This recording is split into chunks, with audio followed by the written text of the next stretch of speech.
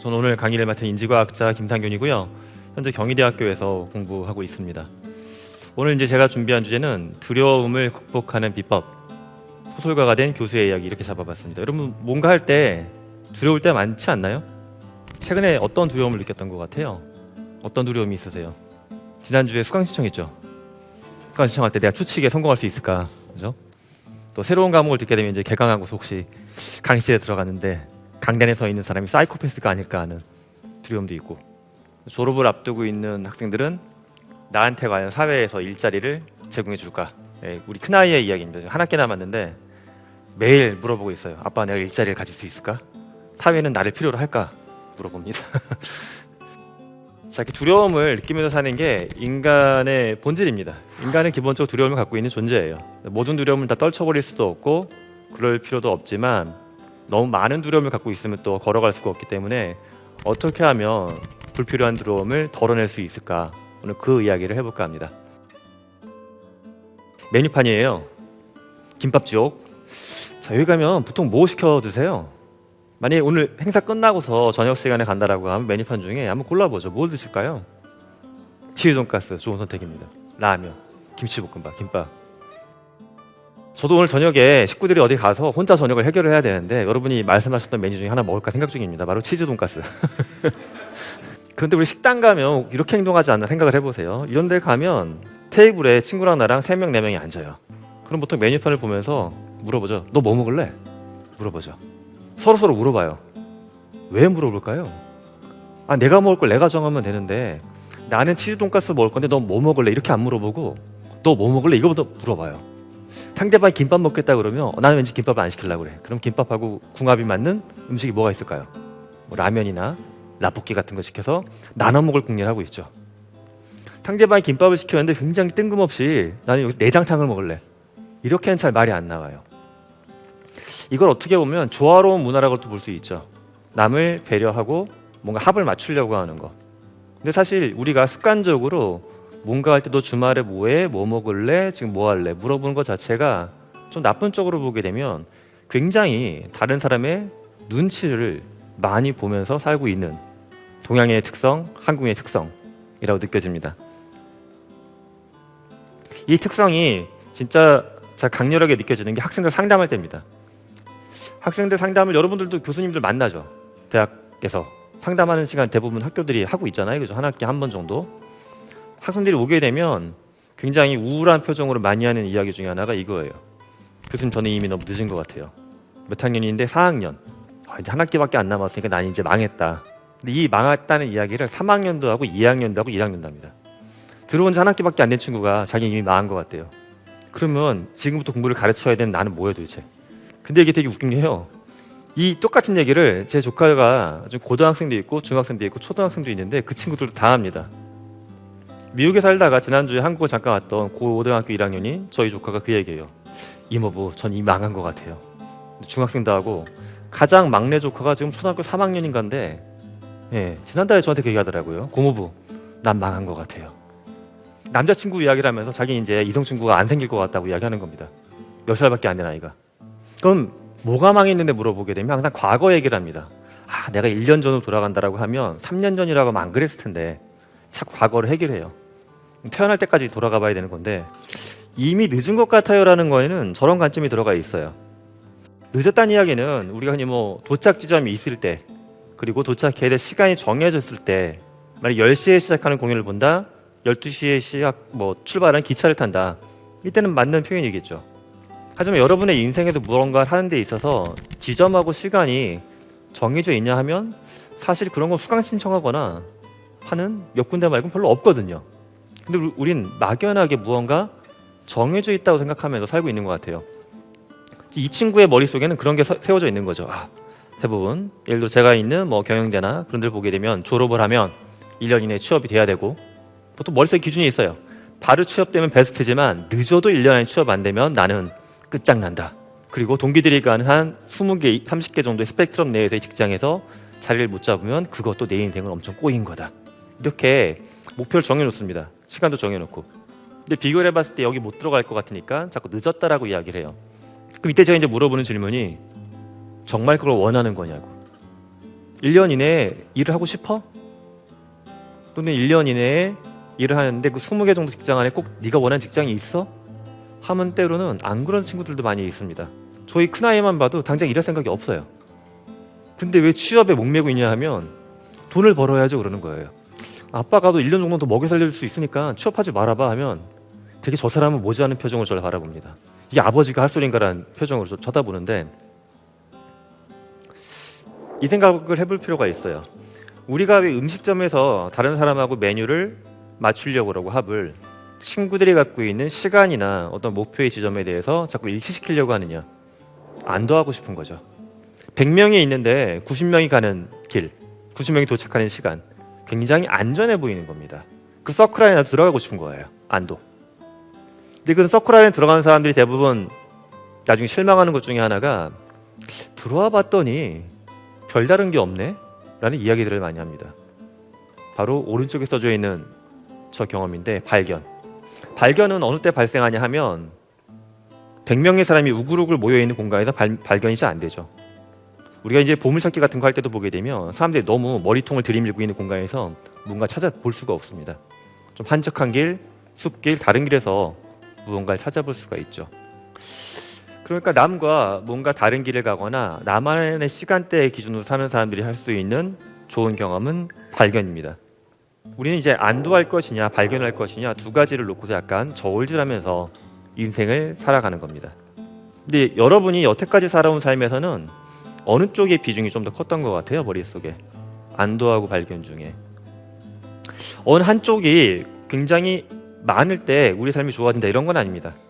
다만 어느 한쪽이 너무 많아지게 되면 삶의 균형이 흔들리긴 합니다. 그래서 좀 균형을 맞추는 방법을 한번 돌이켜볼까 합니다. 제가 올 초에 선물을 받았어요. 이게 땅 문서입니다. 땅 문서인데 여기 보면 이제 77평이라고 중간 어딘가 써 있어요.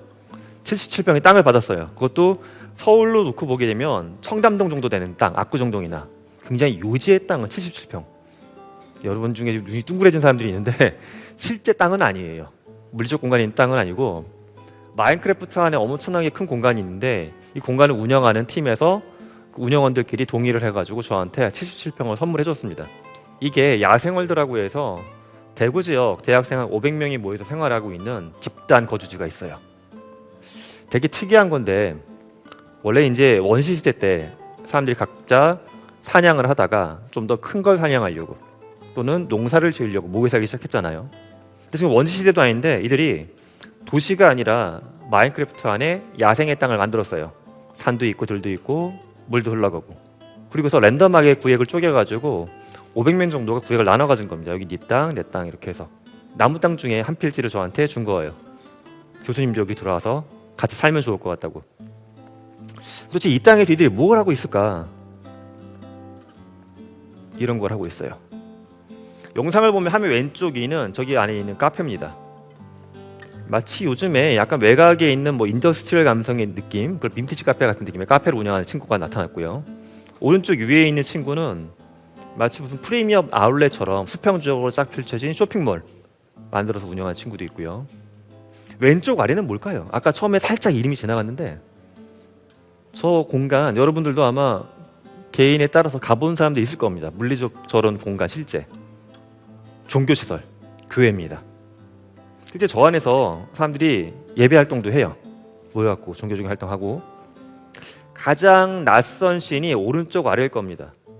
산을 올라가는데 여러분도 한 번쯤 다 해봤을 겁니다. 지금 20대가 넘었으니까 산에 올라가고 지금 저 장면 누군가에 이렇게 동그랗게 있는데 앞에서 누군가를 그리워하는 그런 행동, 묘지입니다. 묘지. 이 안에 왜 묘지가 있냐 하면 500명의 젊은이들이 모여 살다 보니까 여기서 뭔가 규칙을 어기는 사람들이 생기겠죠. 남의 물건을 훔치거나 뭔가 남한테 안 좋은 피해를 주거나 하는 사람들, 이런 사람들한테 벌을 주는데 그 벌을 때 가장 강력한 벌로 사형제도가 있어요. 아바타를 사형시키는 겁니다. 근데 기숙사에서 옆 침대에 누워있는 친구인데 이 친구가 사형을 당해. 그럼 여전히 내 옆 침대에 멀쩡히 살아있지만 저 공간 속에서 저 친구는 사형 선고를 당했기 때문에 아바타로 못 들어와요. 그러면 이 친구의 주장은 그런 게 있대요. 좀 재미있는 주장인데, 이게 종교적인 관점에서 보게 되면 교회도 있으니까 내 아바타 A는 사망 선고당한 거 인정한다. 하지만 내가 다시 환생해서 아바타 B로 들어올 수 있게 해달라. 환생하는 거니까. 이 주장 어떤 것 같아요? 타당한 것 같으세요?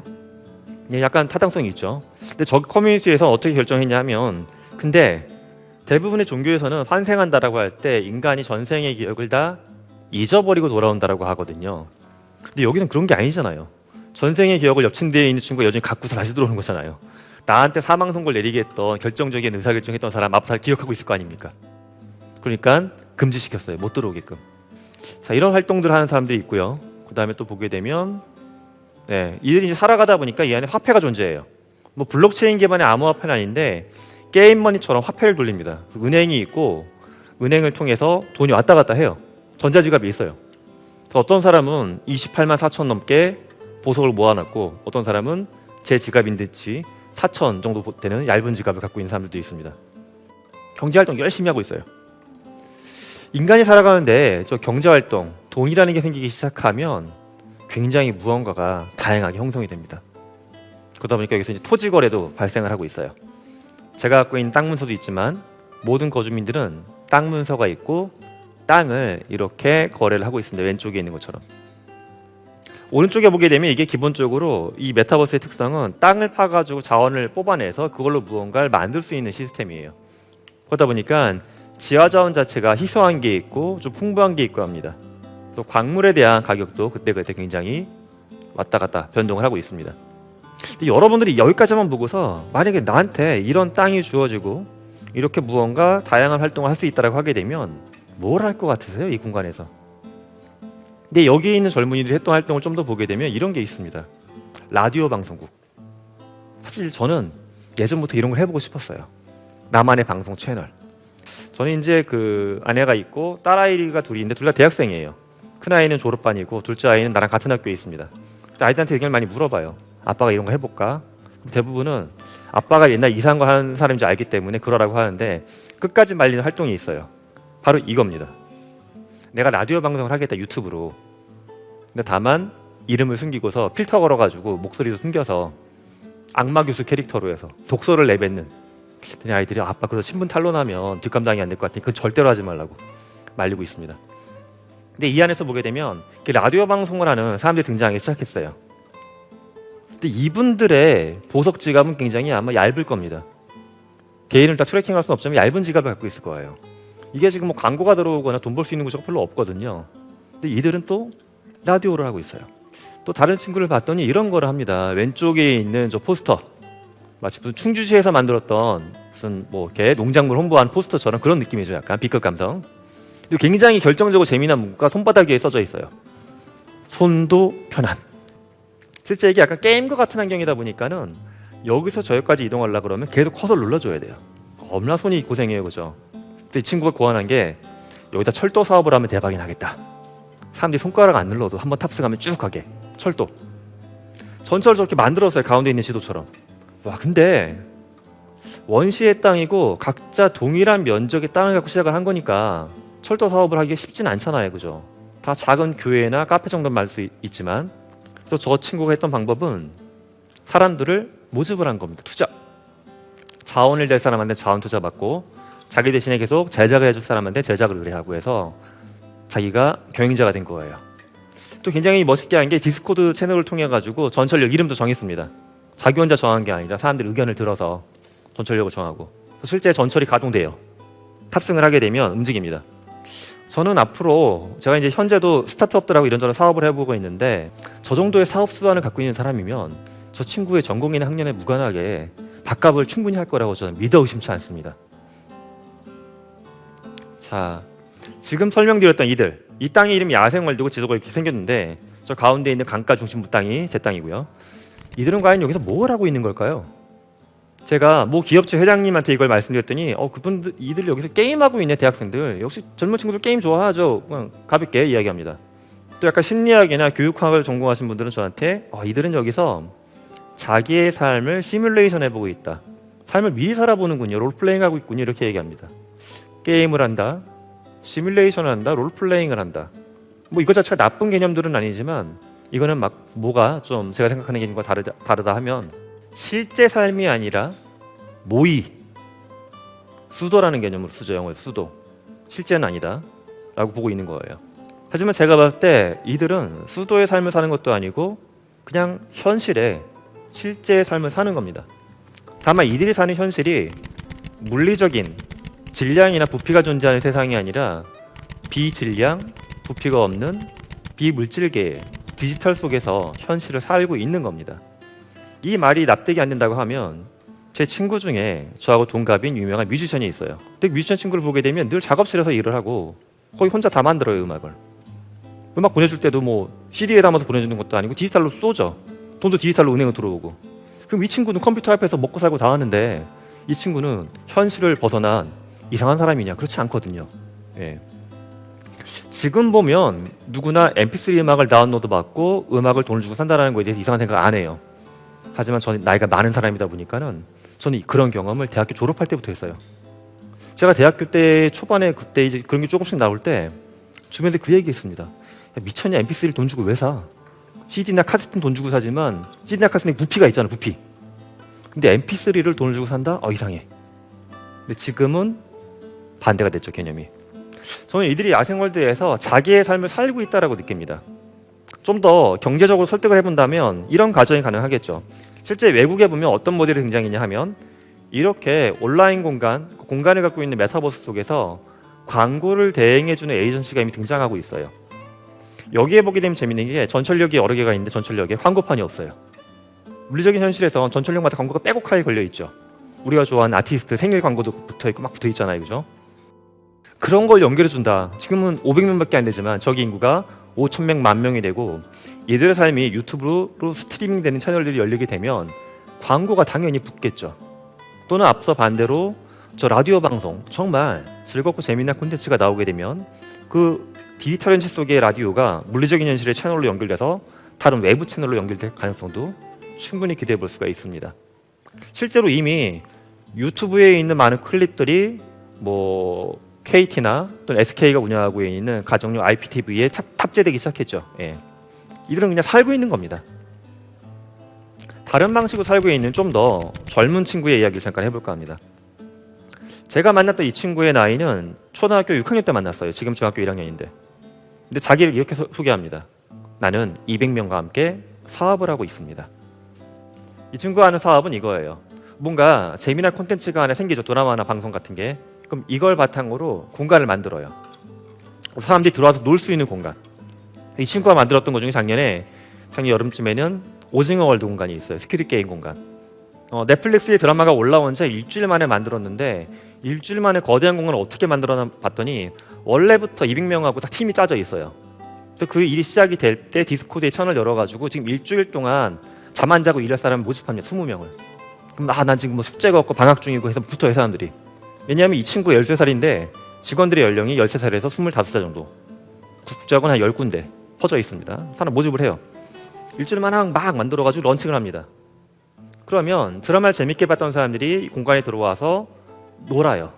놀면서 돈을 쓰게끔 유도하는 겁니다. 디지털 아이템 중에 구매하게끔. 구매가 발생하게 되면 달러화로 환전을 해가지고 이걸 20명한테 나눠주는 구조예요. 경영자죠. 경영자입니다. 저는 이 친구가 굉장히 놀라웠던 게 저는 이제 경희대학교에서 MBA 과정 학생들을 가르치고 있습니다. MBA 과정이면 대부분 20대 후반부터 50대 초반까지 직장인분들, 뭐 신입사원들은 거의 안 계시고 뭐 대리나 과장급 정도부터 약간 임원 정도까지들이 많이 계세요. 근데 이분들하고 비즈니스 케이스에 대해서 토론도 하고 뭐 사례 분석도 하지만 이 정도 규모의 리얼타임으로 무언가를 해본 적은 없었어요. 제 머릿속에는 그런 게 있었어요. 저는 사실 이런 시뮬레이션의 롤플레잉을 연구했던 사람이지만 대학의 현실에서 어떻게 사람들이 20, 30명이 집단적으로 실제 운영을 해보는 걸 못하지. 돈도 없고 못해 라고 생각을 했었어요. 근데 13살의 친구한테 엄청난 충격과 약간 두려움 또는 부끄러움을 느꼈습니다. 너무 멋있는 거예요. 저 친구 하고 있는 거잖아요.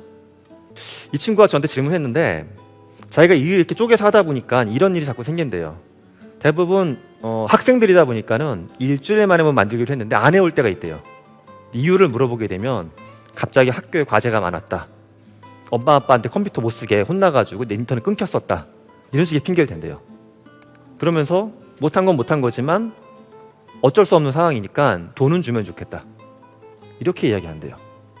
그러면서 그렇게 변론을 한다라고 합니다. 회사에서도 아플 때 돈 나온다. 못해도 뭐 연차도 있고 돈 나온다. 그러니까 당신도 돈을 줘야 된다. 이렇게 얘기가 붙는데요. 이 친구는 어떤 판단을 했을 것 같으세요? 본인이라면 어떤 판단하실 것 같아요? 안 줄 것 같다. 예, 초등학생 생각과 같습니다. 초등학생이 그렇게 얘기했어요. 그래서 제가 이걸 좀 반론을 해보려고, 야, 그렇게 하면 사람들이 당신을 리더로 못 받아들일 수도 있다. 직원들의 마음이 떠날 수도 있고 다른 조직으로 갈 수도 있는데 너무 몰아붙이는 거 아니냐 했어요. 그랬더니 이 학생이 저한테 그 얘기합니다. 교수님이 현실을 잘 몰라서 그렇다고. 그렇게 봐주기 시작하면 다들 배를 짠다고. 자기 방법이 맞다고. 그렇게 해서 떠나가는 사람은 원래부터 필요 없는 사람이었다고. 어떻게 보면 굉장히 날카로울 수도 있는데 냉철할 수도 있고 나름 설득이 됐어요. 뭐 이 친구의 방법이 정말 맞다 틀리다가 문제가 아니라 이 친구는 현실에서 경영을 하고 있는 거죠. 실제 경영자입니다. 재밌는 건 이 친구가 하고 있는 이 사업 모델이 특정 국가의 법으로는 잘 모르겠는 거예요. 왜냐하면 사업자가 등록되어 있는 것도 아니고 세금을 정식으로 내고 있는 것도 아니고.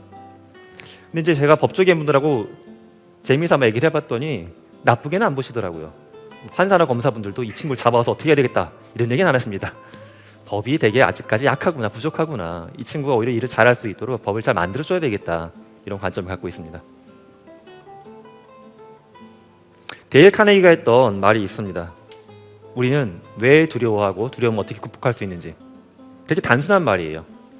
뭔가 행동하지 않을 때 사람은 스스로를 의심하고 두려움을 갖습니다. 하지만 행동하는 순간 확신이 생겨요.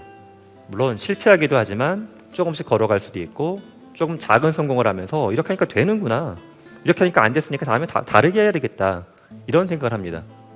즉 가만히 앉아있는 사람은 많은 생각을 해요. 하지만 그 많은 생각은 사실 발생하지 않은 거기 때문에 어떻게 될지 모르는 겁니다. 그리고 어떻게 될지 모르는 그 생각 중에 상당 부분 사실은 필요 없는 두려움과 의심이 꽤 많이 담겨져 있습니다. 전력으로 뛰어다닐 필요는 저는 없다라고 봐요. 하지만 우리는 가만히 앉아있기보다는 느린 속도로라도 조금씩 걸어가는 게 훨씬 더 좋다라는 이야기입니다. 움직일 때 자기 확신 생길 수 있고 좀 더 두려움에서 벗어날 수 있다. 단순한 논리예요. 제가 이제 앞서 소설가가 된 어떤 교수의 이야기라고 했는데 그 교수가 저입니다. 저는 사실 이제 공부를 했던 게 학부 때 로보트를 공부했고요. 석사를 산업공학을 했고 박사를 인지과학을 했어요. 그리고 스타트업을 몇 번 창업했다가 2007년도부터 교수 생활을 하고 있습니다. 교수 생활을 하다 보면 이제 교수들이 6년인가 근무하면 연구년을 갈 수 있어요. 미국이나 뭐 영국이나 그런 데로. 제가 이제 전에 근무했던 대학의 공대 교수였어요. 제가 산업공학과. 근데 그 당시에 공부하고 싶던 학문이 교육공학을 공부하고 싶더라고요. 사범대 가서. 그래서 많은 대학에 레터를 보냈어요. 나 이런 사람인데 사범대 가서 1년 동안 리서치 교수로 근무할 수 있게끔 해달라. 대부분의 외국 대학에서 돌아온 레터가 잘못 보내신 거 아니냐고. 공학을 전공하고 공대에 있는 사람이 사범대에 온 사례가 한 번도 없대요. 그러니까 계속 토스합니다. 당신 절로 가야 될 것 같다라고 계속. 컴퓨터공학으로 가라, 뭐로 가라. 그러다가 한 학교하고 열심히 서신을 교류한 다음에 공부를 하기 시작했어요. 교육공학을. 여튼 이렇게 지내다가 제가 미국에 처음에 갔을 때 관심이 생겼던 분야가 제가 이제 박사 때 공부했던 게 인지과학. 인지과학은 사람의 마음과 뇌를 연구하는 학문입니다. 인간의 마음을 한다는 건 굉장히 중요한데 이 마음을 공부하는 건 굉장히 힘들거든요. 그 힘든 부분에 대한 걸 조금 완화시켜서 대중한테 알려주고 싶다라는 욕심이 생겼어요. 그래서 제가 이걸 소설로 써봐야 되겠다. 이러한 목표를 갖고 있었는데 다 말렸습니다. 주변에서. 저희 식구들 다 말리고 문학계에 종사하는 사람들 다 말리고 제가 아는 방송작가들 다 말리고 한 100명한테 물어봤는데 어떤 한 명도 써봐라라고 얘기한 사람이 없었어요. 말리는 공통적인 이유가 뭐냐면 그 책은 세상에 못 나온다라는 거예요. 공대 교수가 썼던 소설은 기존에 없었다. 출판사에서 안 받아줄 것이다 했습니다. 근데 나오긴 나왔어요. 이 책으로. 기억골에서. 인간의 기억을 거래할 수 있는 기술이 완비가 됐을 때 세상에는 어떤 제품이 나올 것이고 이 제품은 인간의 삶에 어떤 영향을 줄지 그런 것들이에요. 예를 들어 내가 정말 미워하는 사람의 기억을 조작을 해서 그 사람한테 감옥에 갇히는 것 이상의 인생 최고의 고통을 줄 수 있는 서비스, 또는 나는 공부를 안 했지만 부모님이 갖고 있는 재력으로 공부를 열심히 한 사람의 지식을 뺏어올 수 있는 그런 기술. 허황될 수도 있지만 저는 이제 공학 배열로 쓴 거니까 실제 뇌과학자들이 연구했던 걸 보게 되면 인간의 기억을 디지털라이즈 시키고 디지털라이즈 된 기억을 메타버스적인 경험을 통해서 디지털 현실 속에서 이 사람한테 심어주는 것들은 연구가 꽤 진척이 되고 있습니다. 논문은 아니지만 책에 보면 참고문을 제가 다 달았어요. 이 부분에서는 이게 허황된 게 아니라 이런 것들이 연구되고 있어요 라고 해서. 근데 이 소설을 처음에 제가 만성을 하고서 출판사를 한 10군데 접촉을 해봤는데 주변 사람들의 걱정처럼 다 출판 안 해주겠다고 하더라고요. 일단 너는 누구니 물어봤을 때 공대 교수 전문 서적이나 논문이 이만큼 있어. 하지만 이건 필요한 게 아니야. 네가 했던 문학적인 성공을 보여줘 라고 하는데 없죠 사실은. 그러니까 책도 안 읽어보고 다 리젝이었습니다. 그러다가 어느 날 출판을 하게 됐고 그 출판물을 대단하게 홍보하지도 않았는데 KBS에 있는 몇몇 PD가 보고서 야 이거 드라마 시키면 KBS가 그동안 만들지 못했던 굉장히 멋있는 드라마가 나오지 않을까 해서 가져갔습니다. 올 봄에는 이 작품도 썼어요. 제가 브레인 투어. 왼쪽에 있는 빨간 책은 장편 소설이고요. 오른쪽에 있는 저 하얀 책은 초단편 소설입니다. 왜 요즘에 보게 되면 긴 책을 잘 안 읽으려고 하잖아요. 이거 보게 되면 이제 원고지 분량으로 A4로 쓰게 되면 A4 한 장 정도, 2장 정도 되는 짧은 글들을 17개. 그것도 또 이제 제가 그림을 잘 그리면 좋지만 그림을 잘 못 그리니까 전문 화가분들을 설득을 해가지고 화가분들이 붙으셔가지고 제가 원작이 작년 봄에 끝났는데 그걸 전해드리고서 1년 동안 두 분의 화가가 그림을 열심히 그리셨어요. 디지털로 그린 게 아니라 원판에다가 펜과 붓으로 그림을 그려 나가셨습니다. 그래서 엄청나게 아름다운 그림과 이야기가 묶여져 있는 책으로 세상에 보일 수가 있었습니다. 그러니까 어떤 분들은 문학계에 계신 분들은 제가 하는 연구도 잘 모르시고 제가 어떤 논문 썼는지도 모르니까 저를 그냥 50대 초에, 그러니까 나이 50에 남자 작가로 알고 있는 분들도 있어요. 그러니까 점점 캐릭터가 교수이기도 하고 무장 작가이기도 하죠. 오늘의 이야기를 정리를 해볼까 합니다. 제가 소설을 썼던 경험, 그 다음에 어떤 친구들이 야생월대에 살아가는 거, 또는 200명의 동료들하고 사업을 하고 있는 걸 보게 되면 첫 번째 원칙은 이겁니다. 길은 정해져 있지 않다라고 생각을 해볼 필요가 있습니다. 대학생들이 그 수많은 시간을 투자해가지고 500명이 거기서 도대체 왜 살까? 또는 초등학교 6학년 아이가 사업했던 사례가 없어. 그리고 중학교 수학 선행해야지. 이런 것만 이야기하다 보게 되면 그 친구는 절대 그거 할 수 없습니다. 공대 교수가 썼던 소설은 나온 적이 없고 당연히 재미없을 거야. 그렇게 스스로의 한계를 정해버리는 순간 시도를 못하는 거죠. 우리가 갈 수 있는 길은 각자 다 다른 길입니다. 다른 길. 다른 길을 가려고 하면 사실 이런 게 있죠. 굉장히 두렵습니다. 그 길을 가는 게 맞을까? 내가 그 길을 잘 걸어갈 수 있을까? 주변 사람들한테 많이 물어봅니다. 근데 제가 소설을 썼을 때처럼 100명이 다 안 될 거라고 얘기할 수도 있어요. 100명한테 물어볼 때 저의 기대는 뭐냐 하면 그중에 3-4명은 될 거라고 얘기해 주길 바라고 물어봤습니다. 하지만 애석하게도 될 거라고 얘기해 주는 사람은 사실 없었어요. 근데도 끝까지 꾸역꾸역 쓸 수 있었던 비결은 한 가지예요. 나를 그냥 믿은 겁니다. 사람들은 남이 나를 믿어주기를 굉장히 바랍니다. 나를 믿어주는 사람이 있다는 건 굉장히 행복한 삶이죠. 하지만 삶의 단면을 보게 되면 이쪽에서 많은 사람이 믿어주고 절반 정도의 믿어주는 부분이 있겠지만 어떤 단면을 보게 되면 나를 믿어주는 이들이 거의 없을 때도 분명히 있습니다. 근데 여러분은 대부분 이걸 포기할 거예요. 이 단면에서 아무도 날 믿어주는 사람이 없으니까 이건 가면 안 되겠구나. 근데 어찌 보면 여기서 엄청난 발견이 나올 수도 있다는 겁니다. 여러분들의 모든 삶을 이쪽으로만 몰아가라는 말씀은 아니에요. 굉장히 안도감이 없는 삶일 겁니다. 초반에 보여드렸던 발견과 안도의 프레임에서 보게 되면. 하지만 적절하게 때로는 나를 믿어주는 사람들이 많은 안도할 수 있는 삶에 여러분들을 갖다 놓기도 하고 때로는 안도감이 적지만 무언가를 발견할 수 있는 삶에 여러분들을 밀어 넣어야 합니다. 그때 가장 중요한 건 나를 나 스스로 믿는 겁니다. 근데 여기서의 믿음 중에 한 가지는 내가 성공할 수 있다는 믿음은 아닌 것 같아요. 제가 살아봤을 때는. 뭘 믿냐 하면 이겁니다. 난 꾸준히 걸어갈 수는 있다.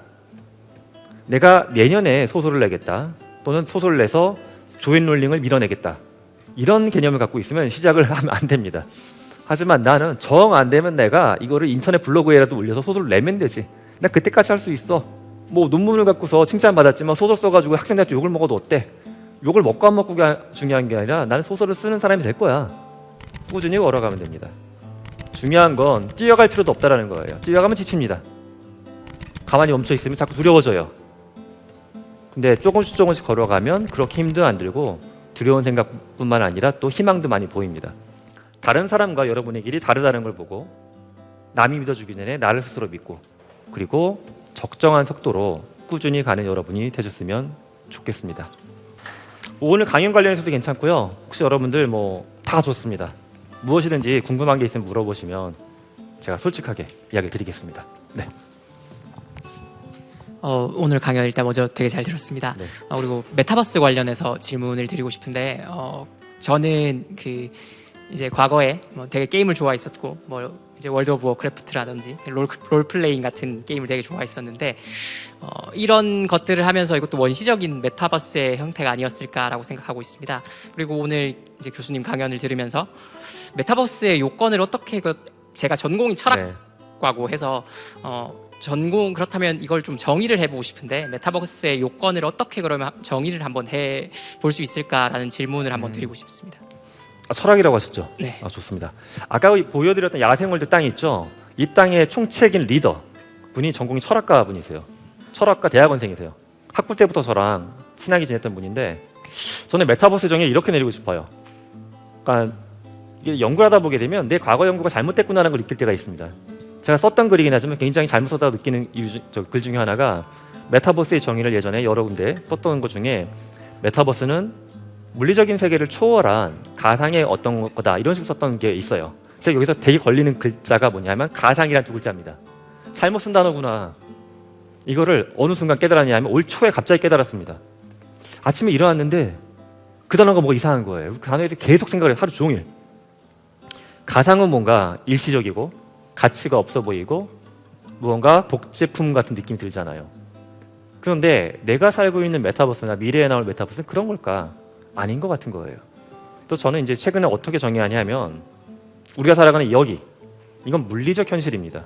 보통 기존에는 현실과 가상 이렇게 했는데 그게 아니라 여기는 물리적 현실이고 메타버스는 디지털 현실이다. 둘 다가 현실이다라는 겁니다. 그럼 이 디지털 현실을 물리적 현실과 어떻게 견주어 볼 수 있을까? 여기 두 가지가 있는 것 같아요. 하나는 물리적 현실을 대체할 수 있는 거. 만약에 강의실을 대체한다. 또는 미팅할 수 있는 공간을 대체한다. 이렇게 다비용 대체품도 있고요. 또는 포스코에서 최근에 하고 있는 것처럼 포스코의 밀이라고 하는 엄청난 플랜트 있죠. 쇠 또는 포스코가 지원하고 일하는 공간, 복제하는 거. 이런 건 이제 현실의 복제죠. 대체. 하지만 또 한 가지의 가치는 현실에서 불가능했던 것들을 확장하는 것들. 예를 들어 제가 이제 올 초에 봤던 사례 중에는 프랑스 파리에서 지금 노트르담 대성당이 화재로 전소돼서 복구 중인데 그 과정에서 프랑스에서 하고 있는 활동 중에 하나가 메타버스 속에서 복구가 끝난 노트르담, 그다음에 복구되기 이전이 아니라 훨씬 더 과거의 노트르담을 가볼 수 있는 그런 것들을 만들고 있고요. 또는 제가 중간에 잠깐 언급한 것처럼 저희 팀에서 하는 작업 중에는 이미 세상을 떠나간 뮤지션들 또는 현재 살아있지만 자기가 갖고 있는 어떤 한계나 나이의 한 문제 때문에 보여주지 못하고 있는 예술의 혼을 다른 형태로 보여줄 수 있는 것. 인간의 대체와 확장이죠. 그러니까 두 가지를 전 보고 있습니다. 공간이 있고 인간이 있는데 이것에 대해서 우리가 대체하는 게 나올 수 있고 확장하는 게 나올 수 있다. 이 네 가지 디멘전에서 메타버스는 디지털 현실로서 물리적 현실을 잘 보완해주는 무언가가 되지 않을까. 아름다운 한 문장은 아니지만 대략 개념적으로 이렇게 보고 있습니다. 안녕하세요. 네, 강연 너무 잘 들었고요. 지금 제가 게임 기획자로 일을 하고 있는데 그렇다 보니까 대학생 아니세요? 네. 그렇구나. 네. 네. 그래서 되게 이제 경험과 이제 메타버스에 관심이 많고 그래서 방금 이제 이야기하시는 걸 들으면서 좀 들었던 궁금증이 그렇다면 메타버스는 개인의 주관적인 어떤 경험에 좌지우지 되는 걸까요? 예를 들어서 이제 MMORPG 같은 게임 장르는 이제 개인의 관점에 따라서 그게 정말 현실 같은 경험이 될 수도 있고 아니면 나는 그냥 게임을 하는 거야가 될 수도 있는 되게 다를 수 있잖아요. 그러면은 그런 환경을 굉장히 현실같이 받아들이고 그거를 마치 현실보다 더 현실같이 시간을 할애하고 쓰는 사람들에게는 그것 또한 메타버스가 될 수 있는 걸까요? 네. 그렇죠.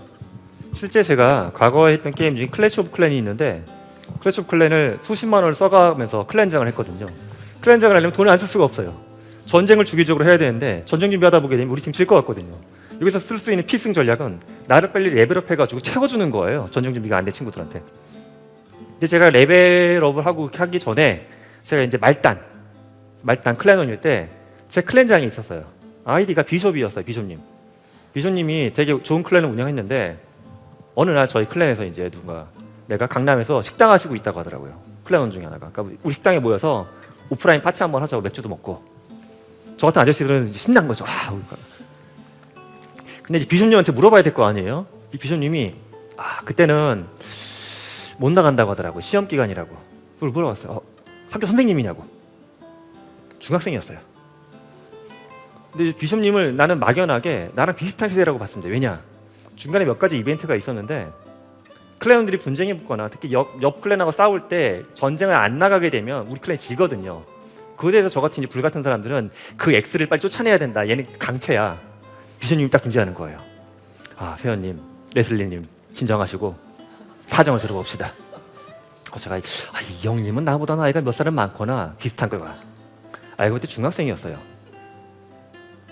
굉장히 정치적인 충격이었는데 저는 비숍이 살았던 그 클래시 오브 클랜의 삶과 제 삶이 물리적 현실의 삶과 연결이 안 되어 있냐? 그렇지 않다라고 봅니다. 그 친구는 어느 학교에 다니는 누군지 모르지만 굉장히 멋진 청년일 것 같고요. 그 친구한테 배운 저는 그 다음에 클랜을 만들 때 그걸 또 잘 적용해서 만들고 있고 또한 실제 실험실에서 대학원생들하고 일할 때도 뭔가 화가 날 때 그 생각을 해봅니다. 비숍님한테 배웠던 그 인자한 마음을 아주 좀 품어야 되겠다.